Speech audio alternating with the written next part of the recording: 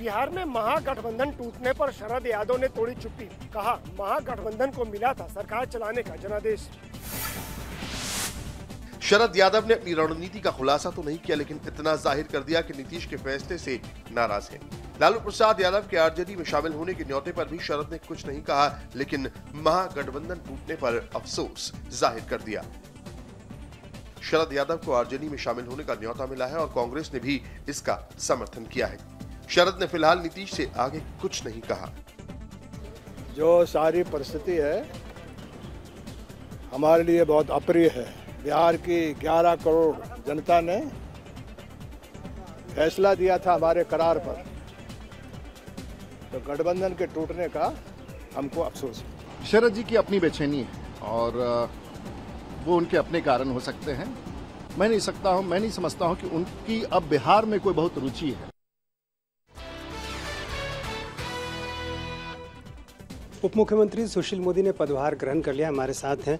ये बताइए कि जिस मुद्दे को आपने उठाया, मिट्टी घोटाले को, वन एवं पर्यावरण मंत्रालय अब आपके ही पास है, तो क्या उम्मीद की जाए कि अब पूरा सच सामने आ जाए? देखिए, मिट्टी तो बहुत छोटा मामला था। मिट्टी की को खोदते खोदते मॉल निकला और मॉल के बाद मालूम पड़ा कि तो माला माल हो गए हैं। ये तो 40 लाख, 50 लाख, 90 लाख का मामला तो 1000 करोड़ तक पहुंच गया। तो उस तरह में बहुत छोटा मामला है। अब तो जो 1000 करोड़ से ज़्यादा की बेनामी संपत्ति इकट्ठा कर लिया, उस पर सीबीआई कार्रवाई कर रहा है, ईडी कार्रवाई कर रहा है, इनकम टैक्स कार्रवाई कर रहा है।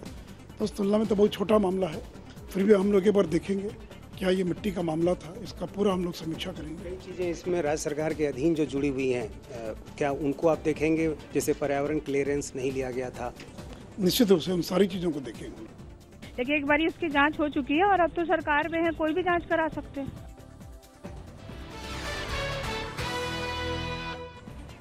बीजेपी के राष्ट्रीय अध्यक्ष अमित शाह ने अखिलेश यादव को जवाब दिया।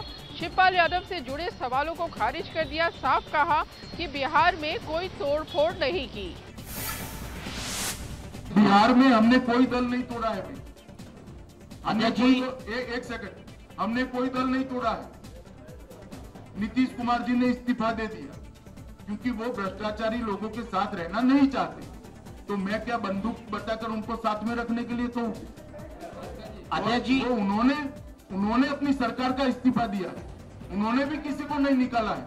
हमने अखिलेश सरकार को हमारी सरकार का दुरुपयोग कर तोड़ा नहीं। चुनाव के वक्त जो राजनीतिक दल के कार्यकर्ता होते 5 साल की उनकी सरकार का आकलन कर वो पार्टी में नहीं रहना चाहते, तो उनको अधिकार है कि चुनाव के पहले कोई नया दल तय करे और वो दल के अंदर ही, वो दल के नाम से जनता के बीच में जाए। ये दो चीजों में फर्क है। इंदिरा गांधी पैटर्न नहीं है भैया। नहीं, शिवपाल यादव जी का ना हमारे पास कोई प्रस्ताव है, ना ऐसा कोई विचार चल रहा है। गुजरात में तो चलो ये आरोप झूठा सही कोई मान सकता है। बेंगलोर में क्यों कमरे में बंद कर रखे हैं? आप समझ रहे हो मेरी बात? वहां तो उनकी सरकार है भैया, वहां तो घूमने दो, बेचारों को कमरों में बंद कर क्यों रखा है?